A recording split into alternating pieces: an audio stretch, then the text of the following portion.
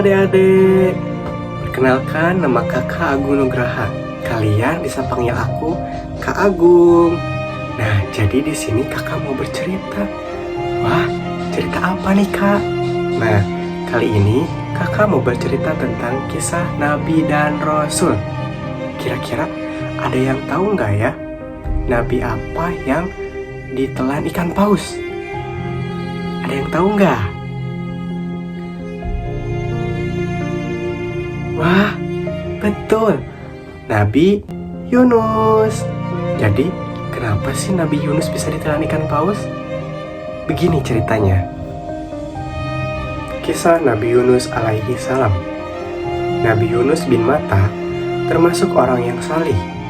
Sejak sebelum diangkat menjadi Nabi dan Rasul, beliau itu memang seorang ahli ibadah dan tekun. Ia termasuk orang yang lurus. Namun, ada kelemahannya, yaitu dia mudah hilang harapan. Ia telah mengajak kaumnya untuk menyembah Allah Subhanahu wa Ta'ala dan meninggalkan penyembahan terhadap berhala, meninggalkan kemaksiatan dan kedurhakaan. Namun, di antara sekian banyak kaumnya, hanya ada 2 orang yang mulai mengikutinya. 2 orang itu adalah Rubil dan Tanu. Rubil adalah seorang yang alim dan bijaksana, sedangkan Tanu merupakan seorang yang tenang dan sederhana.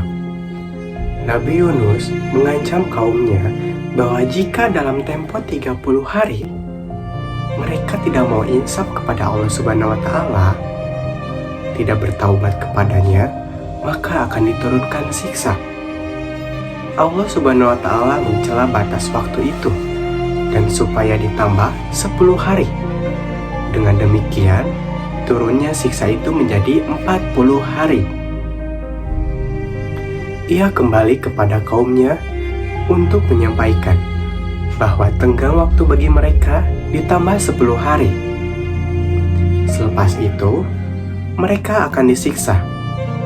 Tetapi, kaumnya tidak mau mengubrisnya. Mereka malah berani menunggu datangnya siksa itu.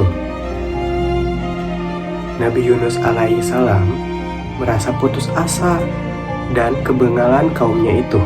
Setelah 40 hari itu tiba, tiba-tiba muncullah awan gelap di pagi hari. Bertambah siang, mereka melihat cahaya merah seperti api hendak turun dari langit. Mereka ketakutan dan mereka berbondong-bondong mencari Nabi Yunus. Tetapi Nabi Yunus tidak ditemukan. Tak seorang pun mengetahui tempatnya di mana. Lalu mereka bertaubat dan menjalankan ajaran Nabi Yunus. Maka siksa tak jadi diturunkan. Ditelannya Nabi Yunus oleh ikan paus. Nabi Yunus tak tahu harus pergi kemana.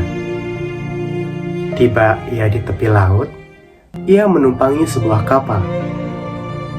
Penumpang kapal sebenarnya sudah penuh. Ketika tiba di tengah laut, tiba-tiba kapal itu oleng dihantam oleh ombak.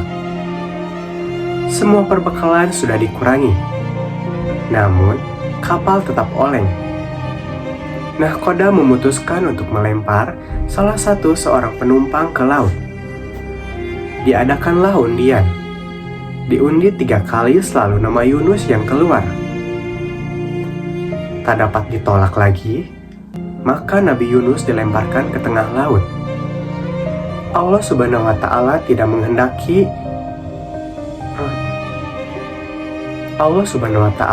menghendaki Rasulnya binasa.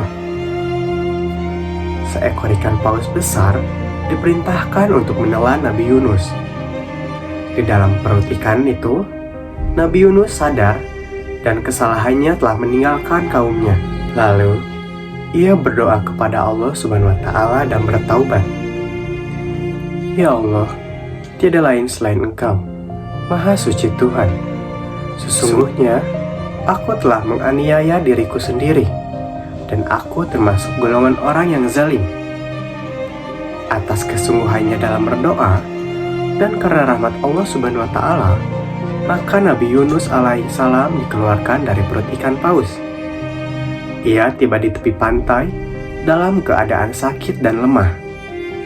Setelah Allah mengembalikan kekuatan dan kesehatannya, maka ia segera kembali kepada kaumnya. Ternyata, kaumnya itu menyambut kedatangannya dengan gembira dan senang.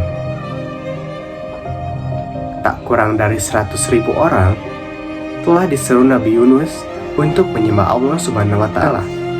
Karena kaumnya menurut dan bersedia diajak beribadah kepada Allah Subhanahu wa Ta'ala, maka Allah memberikan kelapangan dan ketentraman hidup dan kesenangan selama bermasa-masa. Nah, jadi itu dia cerita singkat tentang Nabi Yunus yang ditelan ikan paus. Next, mau cerita apa lagi? Bye-bye adik-adik.